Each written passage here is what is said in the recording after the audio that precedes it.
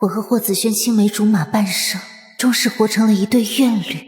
我恨他明明与我拜天地结连理，心里却始终念着另一个女人。他愿我自作主张，强行恢复他的记忆，逼死了他的救命恩人。霍子轩，我们16年的情谊，在你眼中竟比不过你与旁人的短暂1年吗？心里究竟还要念着他多久？如果不是你，阿九也不会跳河。谭雪兰，你让我回来，我回来了；你让我做回你的丈夫，我也做了。可我心里想着谁，还要由你来掌控吗？三十七段时分折。事已成亲多年，我们同床异梦，貌合神离。他要我饱受夫君另有所爱之苦，我要他终身不能同心上人相守。我们彼此怨恨，相互折磨。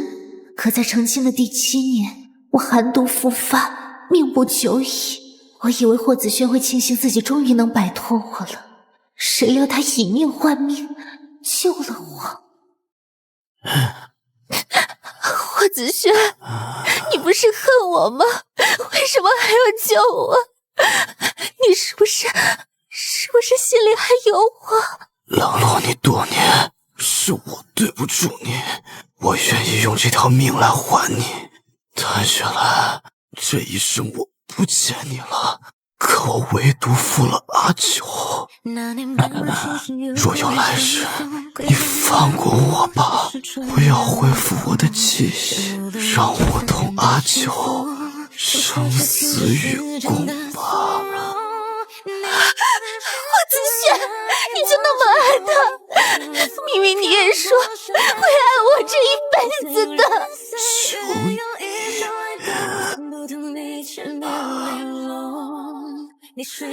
好，若有来生，我成全你。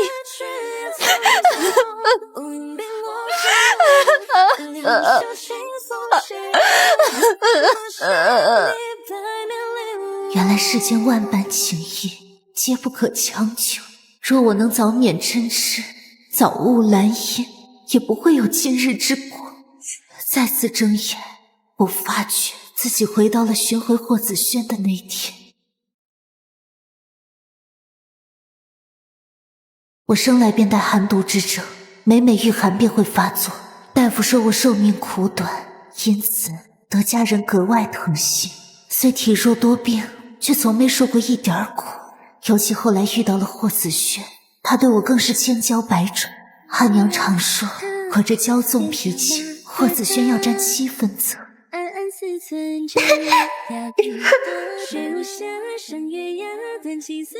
一拜天地。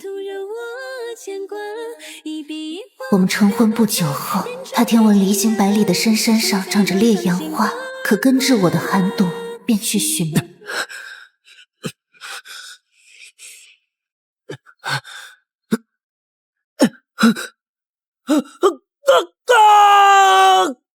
却不想坠下山崖，失了踪迹。我找了他1年，终于在一个小渔村里找到了他。他失了记忆，甚至还爱上了另一个女人。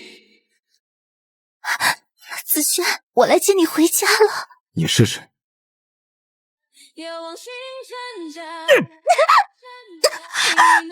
我管你们是谁！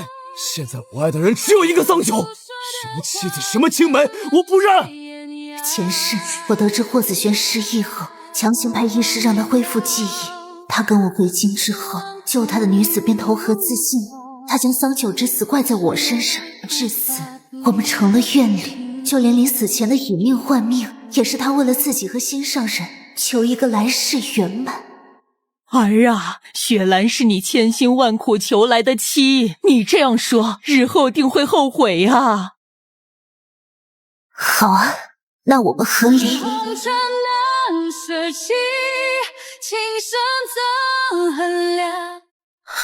子轩，原来你身份那样贵重，我只是一个小渔女，你会不会不要我？不可以，你不可以抛弃我，你答应过会一直陪着我的。不会的，不会的，阿九，我不会离开你的。和你的妻子那样好看，和她一比，我简直是脚下泥。过往种种我也尽数忘却，如今我爱的人只有阿九一个。至于你们口中那些青梅竹马、情深似海，对我而言，忘便是无关紧要。雪兰，若有来世，你放过我吧。霍子轩，你身为侯府长子，总不能一辈子待在小渔村里吧？这样，你带他回京，我们和你。你既真心爱慕他，总不好叫他无名无分吧？你跟我们回京，我和离，我退出，我成全你。雪兰，子轩如今只是失忆，那些话你不必放在心上，待他恢复记忆，定会追悔莫及的。母亲，我是真心想同子轩和离。我身患寒毒，本就活不长久。子轩为我寻药，遭此劫难，好不容易捡回一条命，我又怎敢再连累他？如今他另有所爱，不如将错就错。荒唐！那余女什么低贱身份，也配做我霍家主母？此事我绝不同意。难道母亲想和子轩离心吗？唉，容我再想想吧。方才事态紧急，竟忘了同你说一句，好久不见，桑九。桑九，好久不见呢。小姐，不必叫我小姐。你离开之时，我不是已经让你脱了奴籍吗？找不到尸身，他就一定还活着。春心，你多派些人手去搜山。小姐，我家里送信说我年纪大了，给我长了门亲事，叫我回老家成亲。姑爷失踪，小姐焦头烂额，眼下正是需要人的时候，你就想走？姑爷坠崖之处就在我老家附近，当初母亲来信说捞了个从河上飘来的人，我便猜到是姑爷。难怪你走的那样匆忙，是想赶回老家将他藏起来。是，小姐喜欢子轩，我亦如此。我对他的情谊一点都不比你少，他可是侯府长子，那样的体面尊贵，你却让他给你捂脚，让他给你下厨，你把他当狗一样使唤。小姐，你配不上他。纵然我有千般不是，可我们夫妻之趣也容你多嘴。若我一定要他恢复记忆，带走他呢，那我便跳河自尽。小姐，你知道的，他对感情从来忠贞，若认定一人，此生不渝。从前是你，如今是我。若我死了，他必定会记得我一生。往后你们夫妻不睦，我也算死得其所。前世我强行带霍子轩回京后，桑九便投河自尽，的确让霍子轩念了他一辈子。这根心上刺，他扎得很是成功。你都听见了？霍子轩，你都听见了？你所谓的心上人、救命恩人，从前是我的贴身婢女。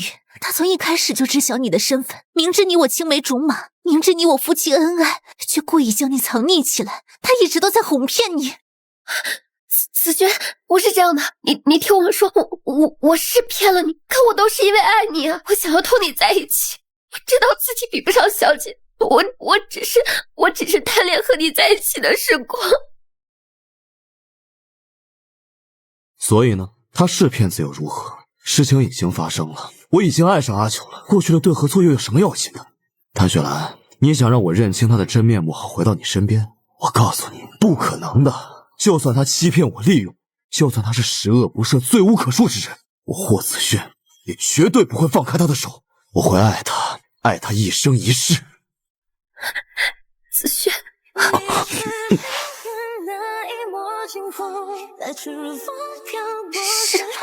你如今那样爱他，我怎么还会对你抱有期待？以为你知晓了他的真面目，就回到我身边呢？毕竟这一模一样的话，你也同我说过。我找你，是因那日你说回京之后便会同我和离，但口说无凭，我要见到和离书。该说夫妻之缘，恩深义重。霍子轩，接住我！又不穿鞋，若是受寒，可是有你痛的。那你给我暖脚啊！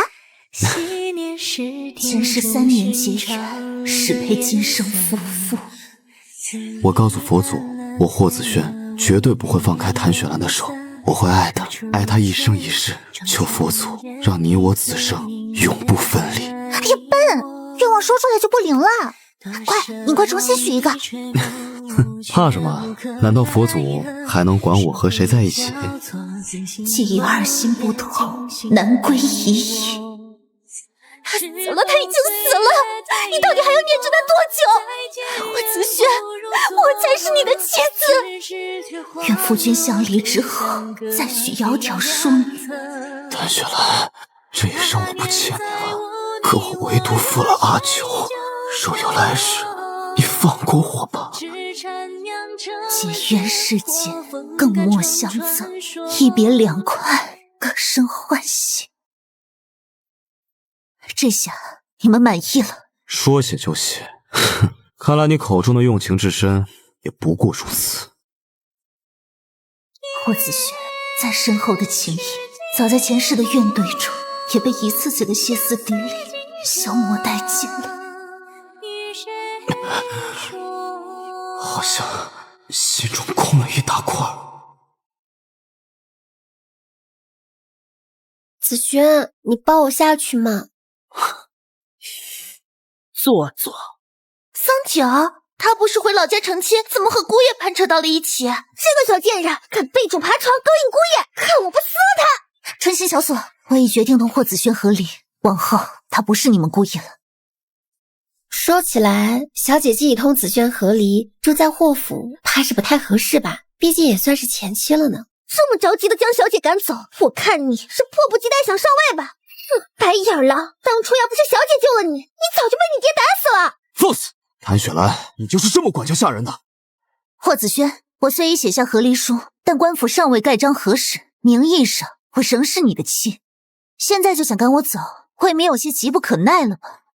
子轩，是我思虑不周了，毕竟我一个小门小户的，自然没有小姐知道的周全。我以为是小姐还对你心存期待，怕你恢复记忆，故意拖着不肯走呢。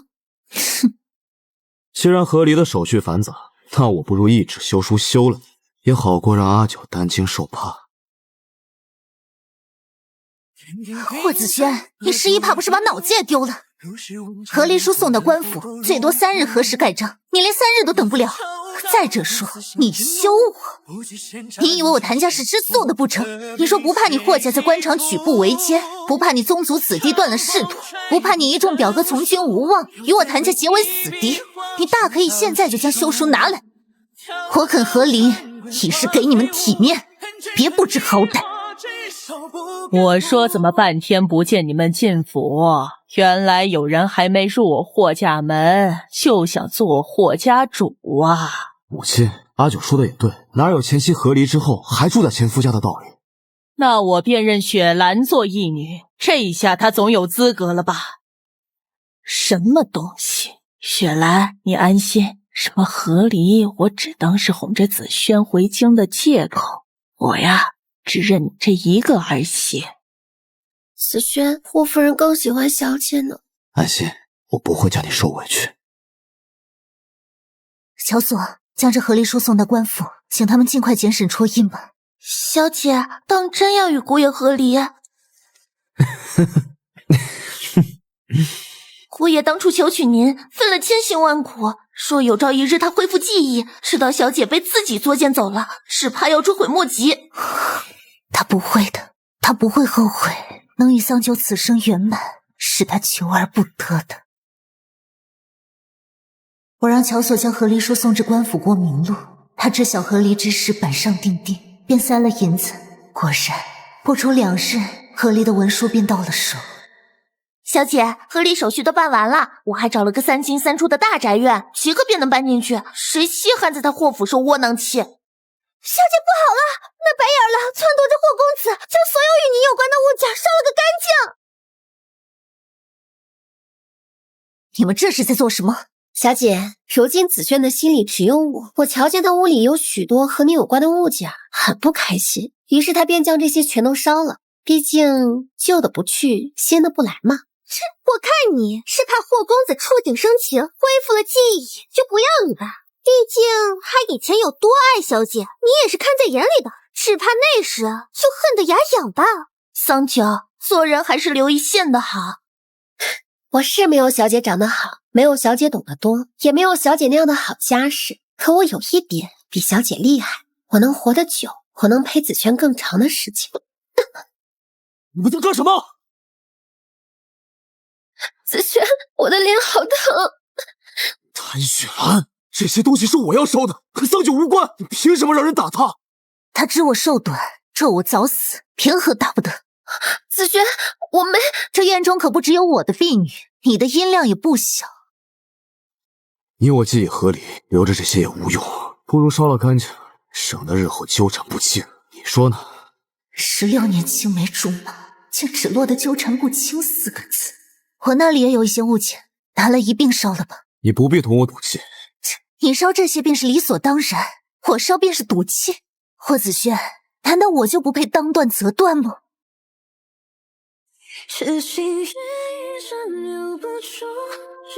无期阿兰见字如面，离苍山还有30里。一想到烈阳花治好了阿兰的寒毒，阿兰就可以长命100岁，我便心中欢喜。阿兰，离开你的第3天，我便想你了。我的阿兰十指纤纤，胜似白玉，可不好扎得满是窟窿眼。来，我来给阿兰修红盖。霍子轩，推高点，再推高一点。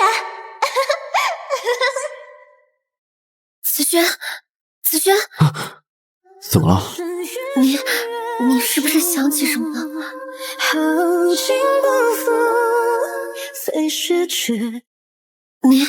你是不是想起什么了？没有，我与谭雪兰已经和离，即便恢复记忆，也已前缘尽断，只会惹得桑九心中不安。算了。这是你的那份和离文书，已经办好了。这么快？不是说要等3日吗？你不是很着急吗？我已另找了一处宅院，今日就会搬走。母亲既已认你做义女，你大可在霍府住下。子轩，霍子轩，你是真傻还是装傻？义女不过是说辞罢了，难不成你还真想与自己的前妻兄妹相称？就算再大度的女人，也做不到看着自己的前夫和他的新夫人在眼前你侬我侬，情意绵绵吧，都给彼此留点体面吧。我，哼，对，你若真想断个干净，还是将霍府重新修葺的好。毕竟这府中有多少是为着我而建的，想必你旁边那位比你我更清楚。子轩，你开口留他是不是舍不得？你说过你如今只爱我的。没有，我只是客套客套。世间情谊不过白日烟花，蓝烟絮过，开篇再是美好，结局也会不尽人意。不如当断则断，早无蓝烟也好过彼此憎恶，半生蹉跎。霍子轩，今生你如愿以偿，我放过你了。一束逃逸的风，在眼神交汇的时。前尘往事断了干净后，我便离开了霍府，倒也过得还算清静。父母兄长得知我与霍家之事，气得在书信里骂了霍子轩整整3页纸。小姐，听说老爷给你另找了门妻，你为何不答应？你这小姐我呀，身患寒毒，本就活不长久，既知自己时日无多，又何苦再连累旁人？不如将剩下的日子过好，也不枉来世上一遭了。小姐莫要说这样的话。前些日子郡主送来请帖，邀请小姐乘船游湖。小姐，我们去散散心吧。那日见火堆中还剩下这半枚护身符，也不知怎么的，鬼使神差就给捡了起来。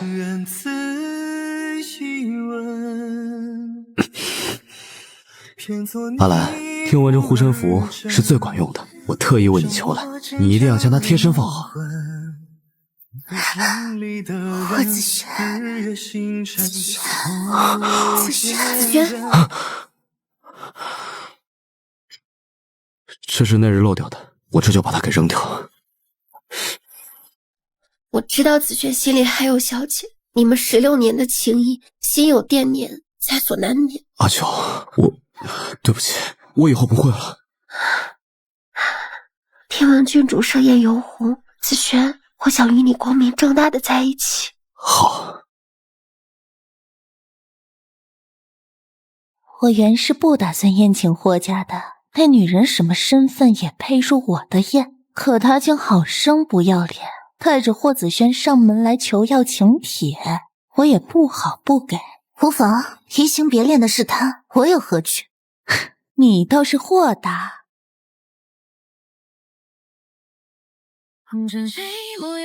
小姐既已离开霍府，为何不回京里？将我赶出霍府还不够，还想赶我出京？小姐如今合理已是弃妇，弃妇难嫁。听闻谭家给你另寻亲事，你又为何不肯？桑九，你不是自诩霍子轩对你忠贞吗？怎么，你那么有把握的爱，让你觉得害怕了吗？害怕到急着我赶紧二嫁？承认吧，小姐，你分明就是对他贼心不死。你不肯离京，不肯二嫁，就是为了等他恢复记忆，回心转意。为什么这么久了，你还是不肯接受现实？他如今爱的只有我。你想干什么？小姐，我不会让你如愿。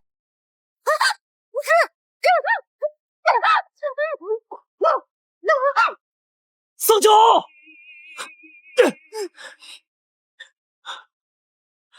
为什么，霍子轩？我明明已经如你所愿了。来人，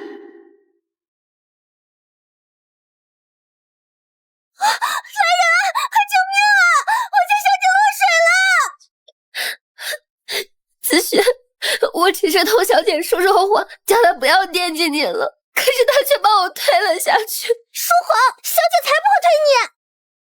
霍公子，我家小姐身患寒毒，不能御寒。如今春寒料峭，湖水冰冷，她半是撑不了多久。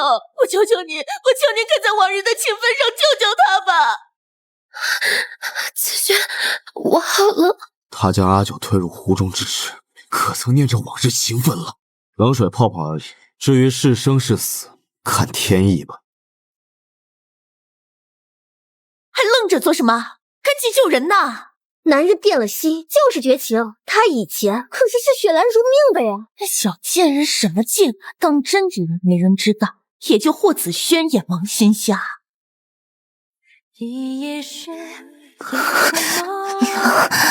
阿娘，好冷啊！为什么你就那么想我死？我不是成全你了吗？徐太医，他如何了？救上来的太晚了，谭姑娘体内的寒毒一朝复发，压制不住了。哎，准备后事吧。谭姑娘体内的寒毒一朝复发，压制不住了。哎，准备后事吧。都是我不好，如果不是我劝小姐去散心，她也不会遇到那个贱人。徐太医，你一定有办法的，他可是谭家的人。大人，您看此药是否能用？这是先前老爷从金陵寄来的。无根草只能暂时压制寒毒，保他一命。想要回到从前，怕是难了。你们要早做准备。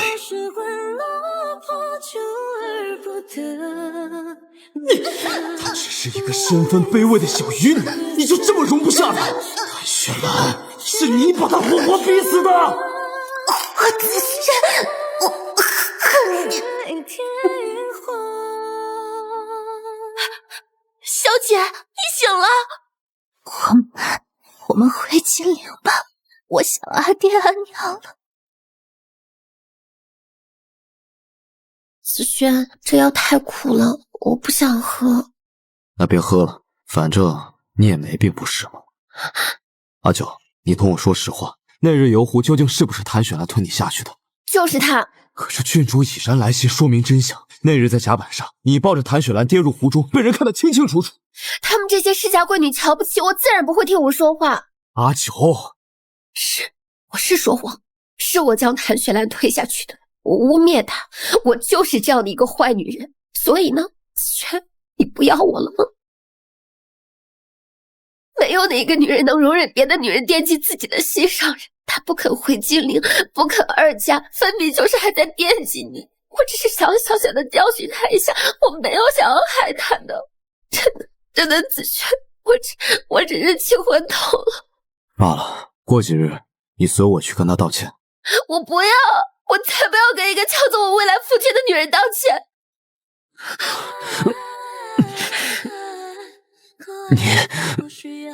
子轩，你要了我吧，要了我就不和他计较了。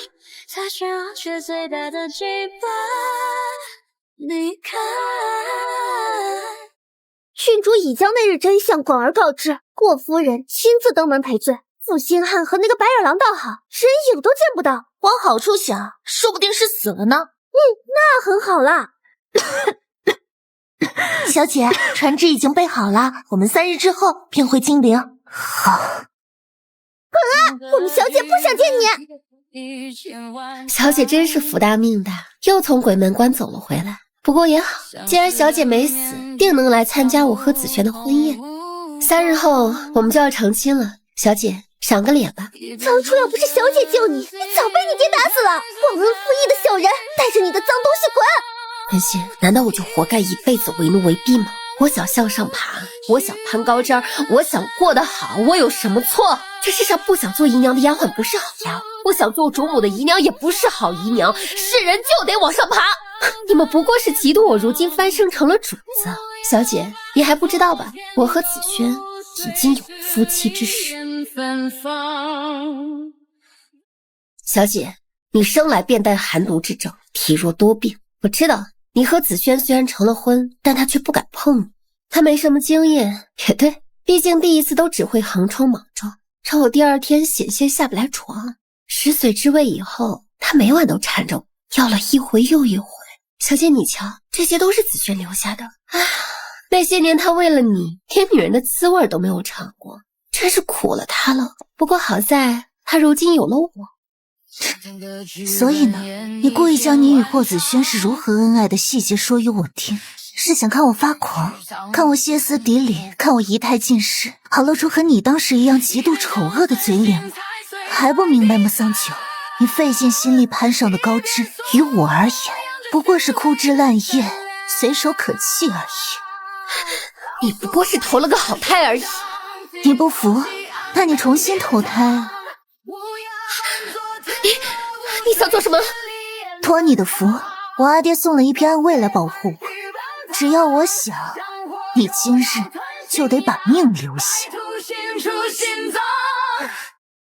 我若要杀你，你今日绝对走不出这屋子。不，你不能杀我，你若杀了我，霍家不会放过你的。桑九，你把自己看得太重要了，就算我真的杀了你，霍夫也不敢找我的麻烦。你忘了霍夫人对你厌恶至极了？哦对，霍子轩倒是会恨上我。既如此，但又如何呢？他对我是爱是恨，我早就不在乎了。啊，杀了你，让他痛不欲生，好像也不错呢。小姐，我错了，我不该小人得志，不该向你要我，对不起，小姐，我求你放过我吧。骨头这么软，还怎么翻身做主子？带他去外面跪着，跪满3个时辰再丢出去。霍家敢来要人，就打出去。谭雪兰，等我做了霍夫人，我要你1000倍奉还。感情不对，是在心里咒骂小姐。小姐还是太心善了，为何不直接杀了他？杀了他，就真的和霍子轩纠缠不清了。啊，这霍公子先前不是害谭家女爱得死去活来吗？怎么如今另娶新欢了？听说是失忆后移情别恋了。哎，前些日子还把前妻逼得差点没命。你自己不嫌丢人，非要办的婚宴，又在东张西望什么？他没来吗？哼，你和那小贱人害得雪兰差点没命，还指望他来给你这个义兄前夫送礼，要点脸面吧？我只是想替桑九跟他道个歉。他来不了，雪兰要回金陵了，他爹给他另寻了一门亲，算算时间，船也开了。他要回金陵嫁人？为什么听到他要嫁人，我的心会这么痛？霍子轩，子轩，你要去哪儿？这怎么不知道这样喜庆？小姐回家是大喜事啊！谭雪兰，等等，谭雪兰，谭雪兰，等等，谭雪兰。我好像听到有人叫我。没有，小姐听错了。船家，赶紧开船！谭雪兰，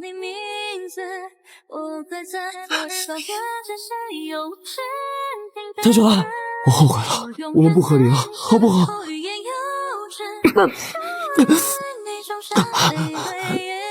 霍子轩，我如你所愿放过你了，你也发发慈悲，留我一条苟延残喘的命，行吗？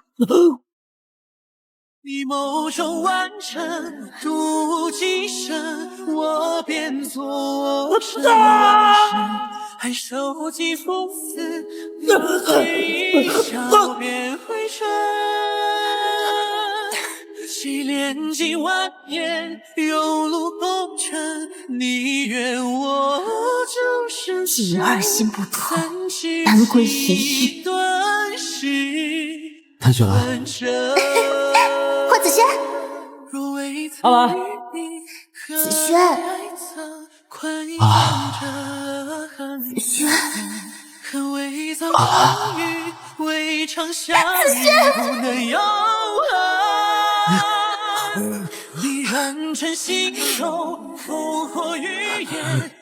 我的阿兰，不要我！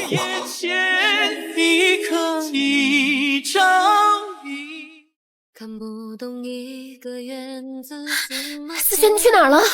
我们快些拜堂吧，吉时都快过了。子轩，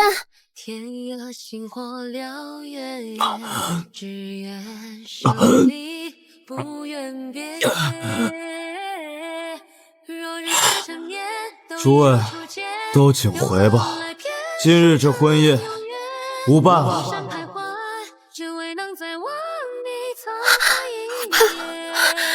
子轩，你胡说什么呢？这场婚宴我们期待了那么久，你怎么能说不办就不办？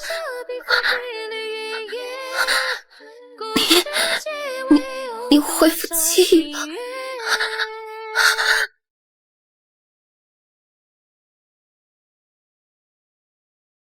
子轩，都是你，都是你！如果不是你把我藏起来，如果不是你骗了我，我和阿兰绝对不会走到如今这般地步。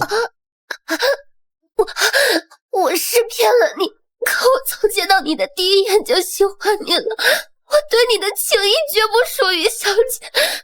子轩，我没有小姐那样的犟脾气，没有太傻小性子，我会听你的话，我会事事以你为先。出了家事，我比小姐更配你。我杀了你！你难道想一尸两命吗？子轩。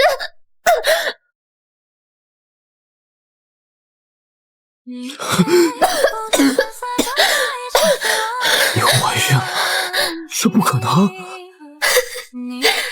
这一个月你尝到了甜头，带着我多少次颠鸾倒凤，你忘了？子轩，你我都很了解小姐，不是吗？一个脏了的男人他是不会要的，你如今后悔也是无用了，不如将错就错，同我好好过日子。就算你找回了小姐又能如何？她又不能生，难道你忍心活家子嗣断在你这一脉吗？生下孩子就给我滚！你忘了你对他见死不救了？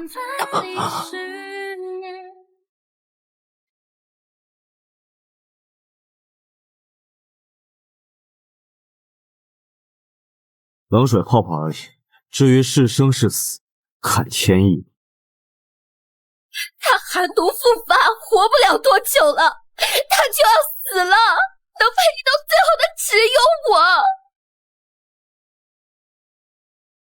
你跟了雪兰这么多年，难道还看不出来他们之间离不开的那个人从来都是紫萱吗？哼，或许你看出来了，只是你不甘心。来人，把他关起来，从今往后不准他踏出这院子一步，直到他生下孩子。前世今生，这是我2世以来第1次归家。爹娘得知霍子轩的所作所为后，都气愤不已。阿兄更是气得提着长枪便要坐船赴京，想为我讨个说法。阿兄，我既已决定放下，便不会再回头。霍子轩与我不过是过客一场。回来就好，咱们谭家的女儿何愁找不到好人家？许是老天不给我活路，为见令不出1月，我的寒毒便有了复发的征兆。明明是春暖花开的仲春，我却要裹着厚实的披风，在烧满木炭的屋子里，才不觉得冷。我苦命的女儿，爹娘日日垂泪，为我寻求痊愈之法。我只希望渺茫，偷偷瞒着他们，选了一处依山傍水的好去处，做我最后的归宿，然后静静的等死。小姐，司徒家来人了，你有救了！司徒？莫不是那个世代都是医者的司徒家？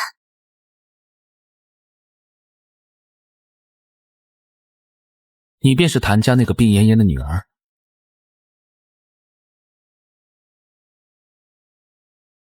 阿妹，这位是司徒家的长孙司徒白，父亲特意为你请来调理身体的。先前那株压制寒毒的无根草也是他送的，他亦是那位被你拒了的二嫁夫婿。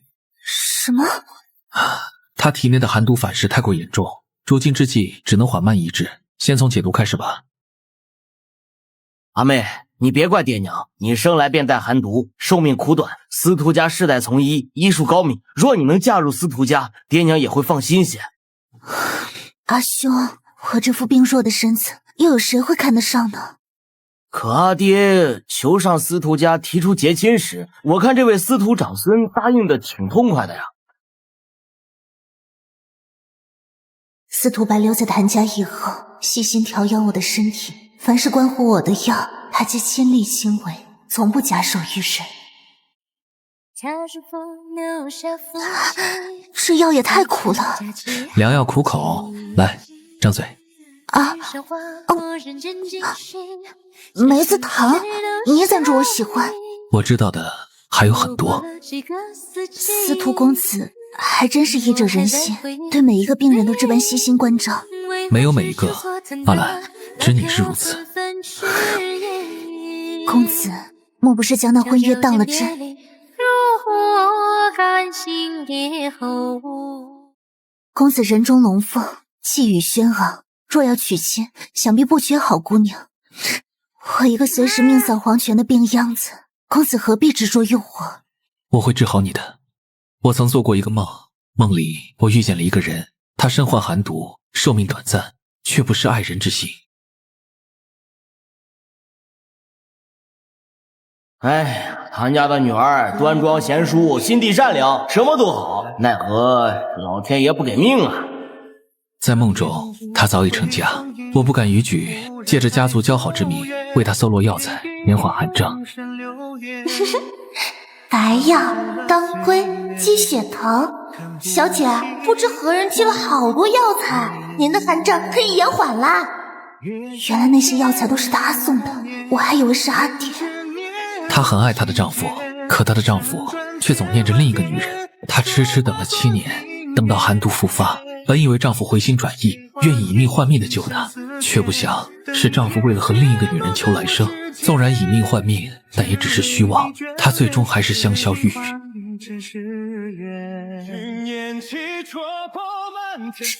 因为一个光怪陆离的梦而对我用情至深，司徒白，你不觉得荒唐吗？你真的觉得那只是梦吗？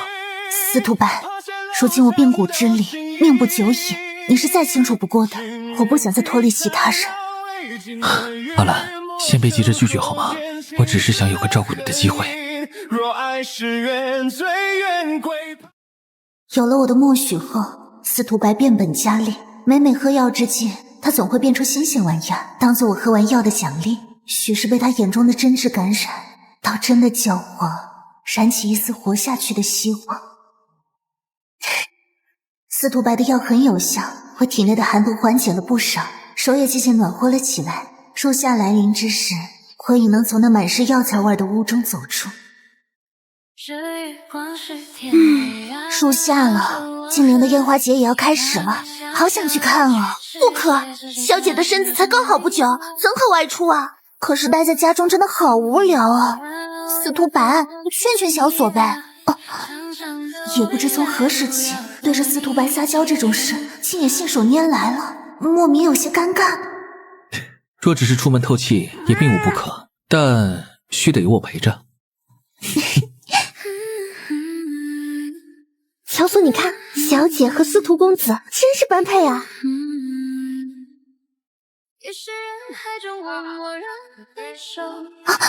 你人太多了，为避免走散，还是牵着的好。阿兰难道不愿？那就牵着呗。中间的云海夜夜明月，照彻这人间路三千，双手紧握便胜却所有誓言。山河为阿兰，其实我……小心！小心！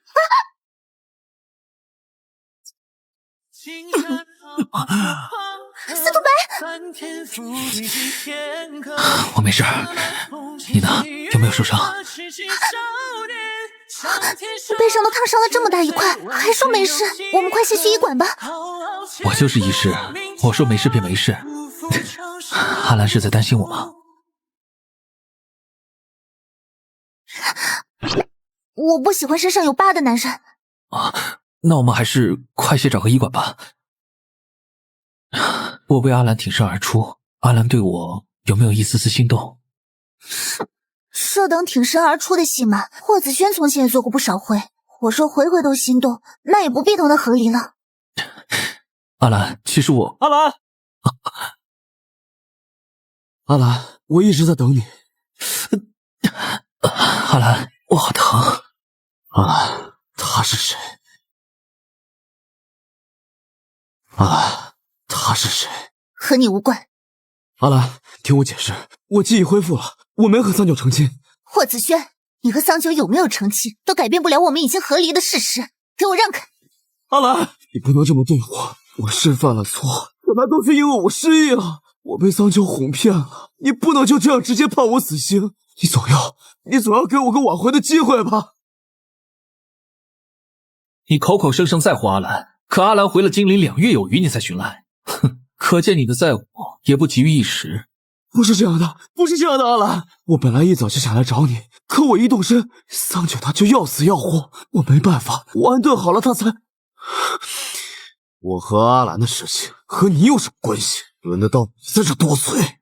怎么和我无关？毕竟我是阿兰的未婚夫啊。阿兰也是你教的吗？那么爱我，不可能不要我，是你，一定是你勾引的阿兰。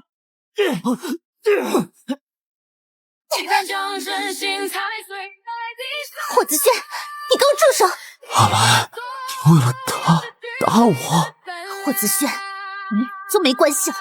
老鼠带上勋章，高起昂登殿堂。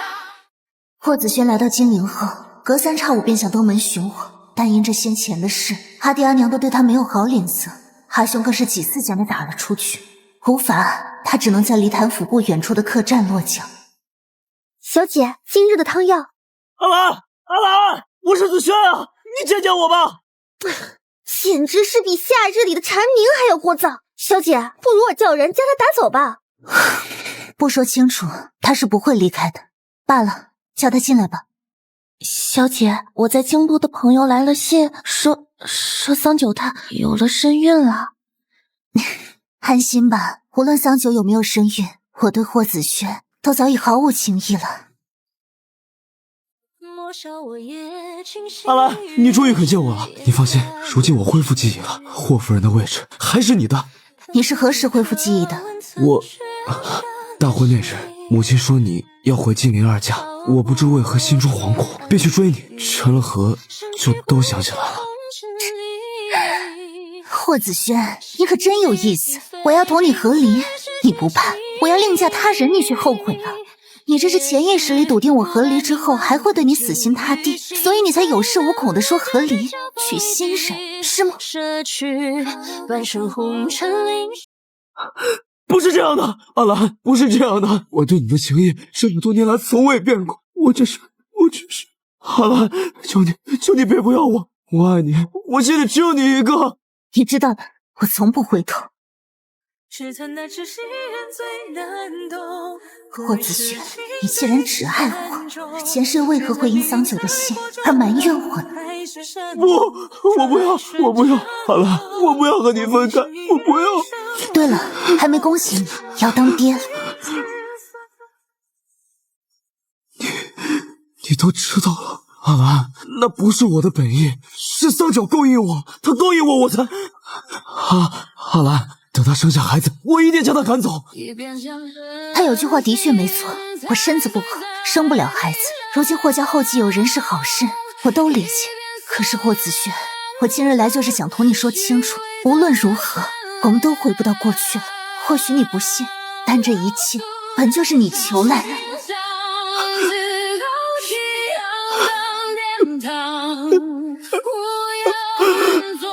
这世上的很多情谊，终有物是人非的一天。与其最后面目可憎，不如现在。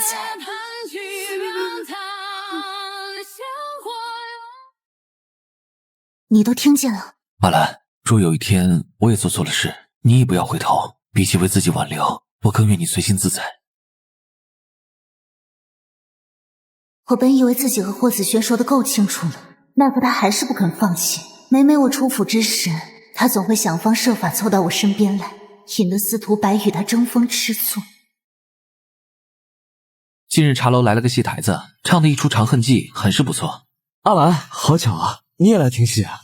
这位前夫义兄，我看是你跟踪我们吧？哼，总比某人无名无分死皮赖脸的强。我可打听清楚了，阿兰根本没有同意二嫁之事。你们两个真是够了！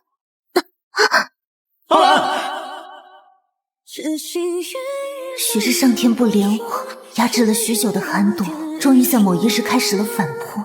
我再一次缠绵病榻，只是这一次再无希望。司徒白，你司徒家不是世代从医吗？你怎么会治不好阿兰呢？司徒白，你一定有办法的，对不对？寒毒反噬，先前努力功亏一篑，阿兰他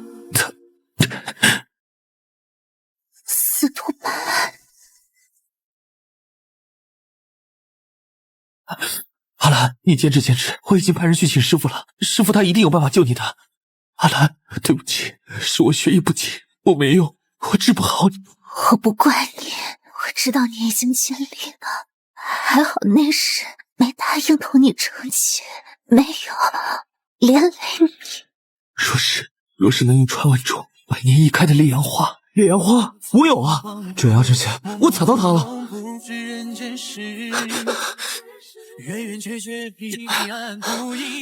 司徒白，在我将烈阳花带回来之前，你务必要保住阿兰的命，只要他能活，我不介意将他让给你。不用你说，我定拼尽全力。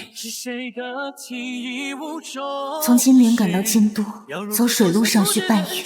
那时的我陷入昏迷，不知道霍子轩为了这一线希望，昼夜不歇地跑死了7匹马，才在5日内便赶回了京都。子轩，你终于回来了。记得当初我踩到了烈阳花，便是坠崖之时，我也紧紧地将它握在手中。你告诉我，如花如今在哪儿？子轩，你将怀有身孕的我独自一个人丢在家中，不管不顾的去金陵城追寻小姐。如今一回来便质问我，我只问你，花如今去哪儿了？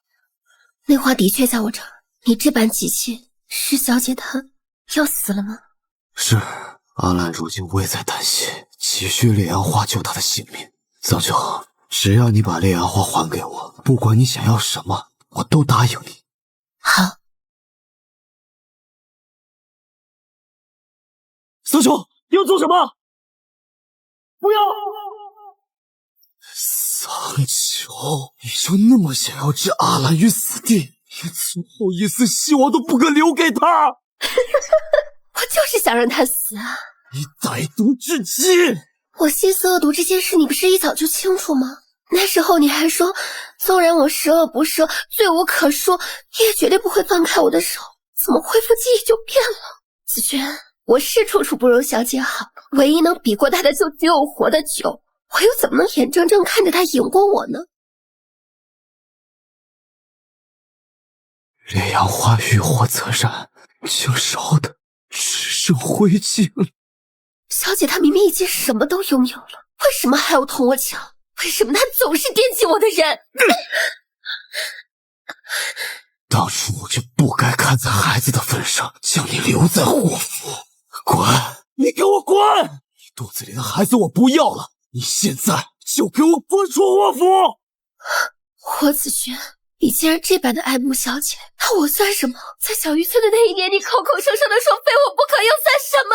算你痴心妄想，算我倒霉透顶！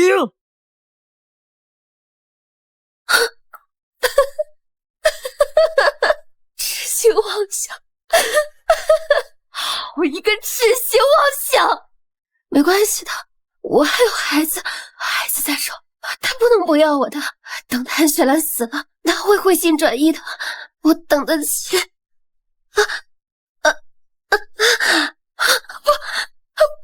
我的孩子，我的孩子，来人啊，快来人啊！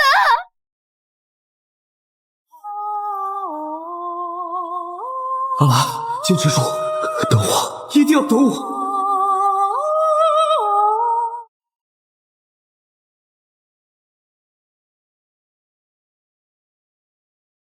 如果不是你，阿九也不会跳河。谭雪兰，是你害死了他，我这一辈子都不可能原谅你。他死了，他已经死了，你到底还要念着他多久？霍子轩，我才是你的妻子。谭雪兰，这一世我不欠你了，可我唯独负了阿九。若有来世，你放过我吧，不要恢复我的记忆，让我同阿九生死与共吧。好，我答应你。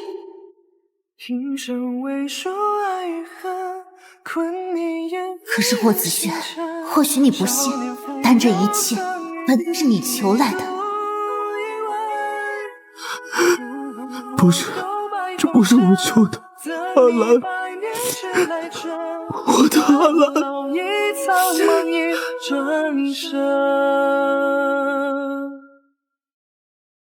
凌渊生来便带寒症，久而久之，寒气堆积，变成寒毒。毒可去，但气不行。若寒症一日不治，寒毒便源源不断。想要根治，唯有解决寒症。可根治寒症，非烈阳花不可。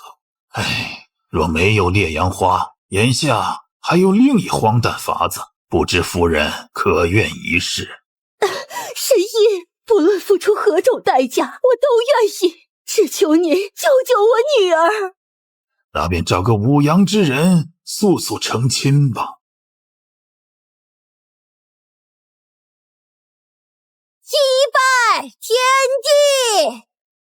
老朽一道双修，钻研世间阴阳调和。凌渊乃是阴年阴月阴日阴辰阴时出生的五阴之人，故出生便带寒症。若要阴阳调和，除了烈阳花可补足体内阳气外，亦可通过五阳之人进行阴阳调和。可这要去哪里才能找一个五阳之人？我那儿徒儿没同你们说吗？这孩子便是五阳之人呢。伯父伯母，我绝不是趁人之危，我可以先写下和离书或者契约书，若阿兰不愿，待他性命无虞，我自会离去。二拜高堂。谭大人且宽心吧，待他们阴阳调和以后，便能孕有子嗣，便会连着母体的寒气和父亲的阳气一同转移在胎儿身上。诞下胎儿之日，便是令元康复之时。此法确实荒诞，但也唯有一试了。这段时日，我便留在谭府，定会保他们平安。夫妻对拜。这夜夜皎洁，才可唤醒夜有这间。阿兰，你还活着就很好。自是生死如梦难解。和司徒白成亲之后，我的病情果然好了许多。阿爹阿娘见此都开心不已，将老神医视作恩人，他们都盼我赶紧生下孩子，好性命无忧。你的腿好了？这段时日多谢收留。我当日匆忙赶回京都，想要取得烈阳花为你治病，却不料被桑九抢先一步烧毁。这是他的灰烬，但想来也无甚用处了。我已将桑九逐出霍府，从此以后他与我再无干系，和我无关。阿兰，我赶回金陵时意外摔下了山坡，昏迷之间我做了一个梦，那个梦好奇怪，好像我的另一个人生。我失了忆，你在小渔村找到我，你强行让我恢复记忆，将我带回霍府，而桑九却在我走后跳河自尽，我便认定他的死是你逼的，从此恨了你一辈子。往后半生，我们从青梅竹马养小无猜，走到相看两厌，终成怨侣，就连最后用性命去救你，也只是为了求一个和桑九的来生。阿兰，你说这梦它多可笑啊！也许它不只是梦。所以阿兰，你是因为这个才不要我的吗？霍子轩，一切都过去了。可是在我心里，他永远过不去。阿兰，我没有办法去理解，去共情那个人生里的我自己。我甚至恨他，我恨他为什么要那样对你？明明从小到大，你才是我一直捧在手里的宝贝。恨他为什么要那个人生里的阿兰不要我？更恨明明都是他的错，为什么失去你的后果却要我来承担？可我又羡慕你。我羡慕他至少还有机会与你在一起7年，至少那个人生里的谭雪兰，到了最后还爱着那样不堪的霍子轩。可谁让那个犯错的人也叫霍子轩呢？我知道，如果再继续纠缠，阿兰只怕会更加厌恶我。所以，阿兰，我决定放手了。看你如今能够活下去，知道你能健康地欣赏这人世间，我便心满意足了。我会离开金陵，从此不会再出现在你面前。但是阿兰，我也想你知道，那个让你痛苦的霍子轩不是我，我也不会变成他。我的阿兰，再见了。往后余生，只你平安喜乐，我便再无遗憾。我信他从前待我真诚炽热，也信他前世愿我刻骨铭心。可如今的懊悔终身，决然放手，我也信。只是在人生的岔路口上，错了便是错了。阿兰，起风了。怕不是起风这么简单吧？我看某人是醋了。很多年以后，父亲官拜宰相，为重臣之首。谭家举家迁回京都，昔日好友皆来道贺。来，这也是奶奶，叫霍奶奶。哎呦，瞧着可真水灵。霍子轩也如他所言，果真再也没出现在我面前。哪里来的臭乞丐，给我滚开！小姐，我是桑九啊，我错了，我真的知道错了，我家里人把我卖给一个老瞎子。小姐，我求你救救我吧，小姐。那是什么人？一个乞丐而已。小姐，外头风大，您和姑爷快回府吧。你们故意不让小姐认出我。桑九，我早就同你说过的，做人留一线，这一回可没有小姐来救你了。哎，救命啊！有人跳河了！走吧，我们回家了。阿兰，唯愿你百岁无忧。山河为证，此情有眉眼。